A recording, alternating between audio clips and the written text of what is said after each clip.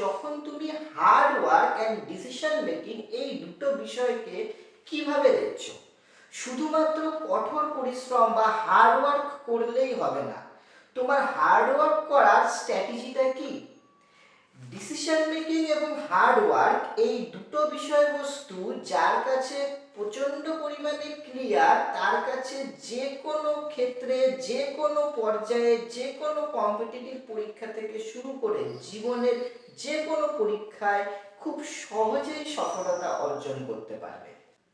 যে কোনো একটা কাজ শুরু করার আগে তুমি তোমার অবজেক্টিভ, থিঙ্কিং এবং সেলফ কনফিডেন্স এগুলোকে যদি একটা ফিক্সড পজিশনে তৈরি করতে পারো, আমি পারবো তো, এই কোয়েশ্চেন মার্ক থেকে যদি বেরিয়ে আসতে পারো, আমি পারবো কি পারবো না, এর থেকে বেরিয়ে এসে আমাকে পারতেই হবে এবং সেই পারার জন্য কি কি করতে হবে, কি কি স্ট্র্যাটেজি ফলো করতে হবে, এই রকম একটা পজিটিভ অ্যাটিটিউড নিয়ে যদি এগোতে পারো, তাহলে তোমার কাছে যে কোনো পরিশ্রম, যে কোনো কাজ, যে কোনো কম্পিটিটিভ এক্সাম খুব সহজেই ধরা দিতে বাধ্য।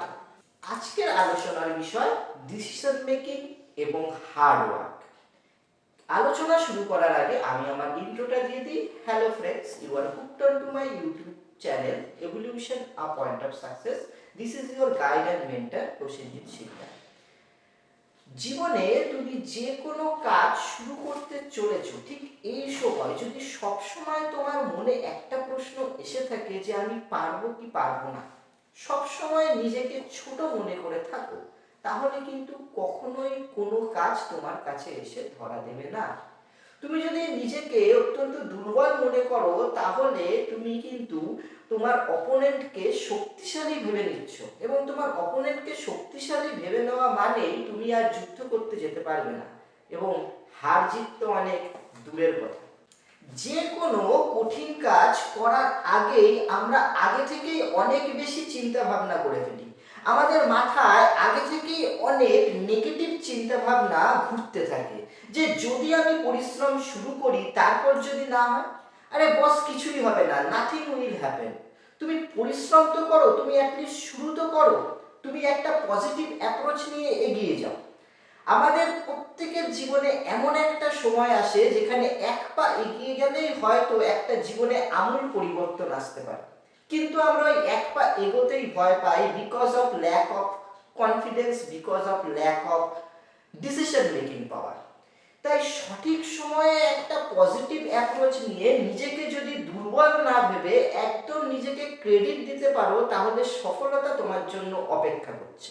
অনেকেই ভেবে থাকে, অনেকের মধ্যে এই ধারণা আছে যে আমি সারাদিন সারা রাত পরিশ্রম করব এবং একটা বিশাল সাফল্যের জায়গায় পৌঁছে যাব।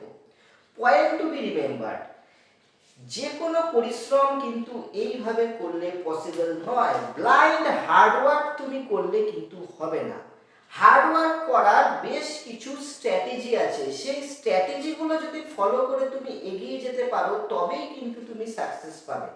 আমার চেনা জানা এরকম প্রচুর স্টুডেন্ট আমি পাই, যারা প্রচণ্ড পরিশ্রম করে ভোর 7টা বা 6টার সময় বেরিয়ে যায়, অফিস ওয়ার্ক করে এবং রাত 8টা 9টার সময় বাড়ি ফেরে, তারপর সারা রাত 12টা 1টা পর্যন্ত পড়াশুনো করে, কিন্তু সে শুধু একদম মুখস্থই করে চলেছে, মুখস্থই করে চলেছে, মুখস্থই করে চলেছে ব্লাইন্ডলি, বাট তার রেজাল্ট কিন্তু নেট ফল জিরো।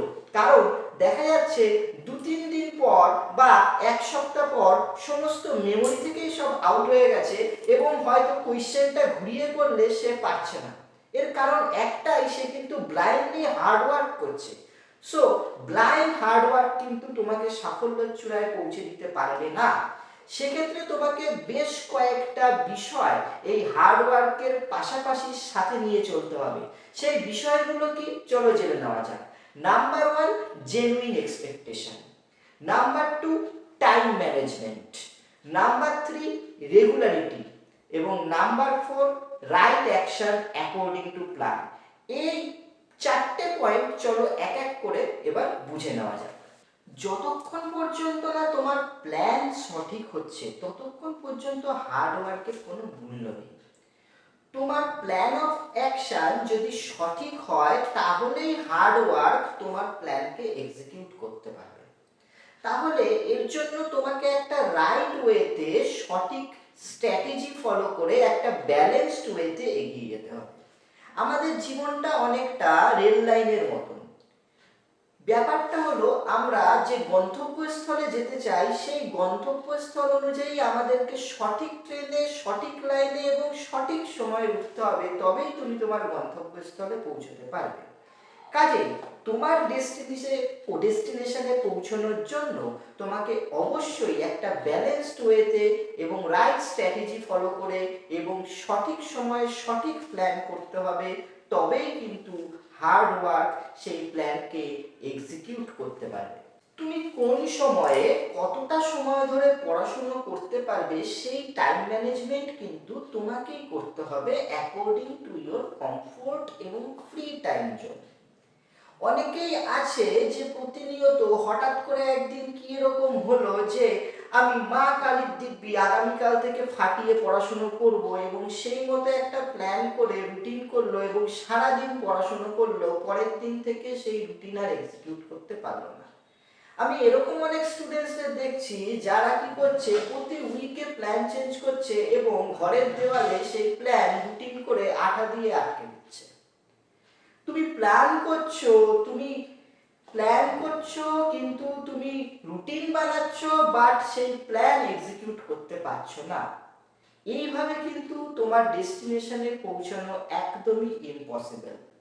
তো সেক্ষেত্রে হার্ড ওয়ার্কটা করতে হবে একদম রাইট ওয়েতে। কিভাবে রাইট ওয়েতে করবে? নিজস্ব রেগুলারিটি মেনটেন করতে হবে, টাইম ম্যানেজ করতে হবে।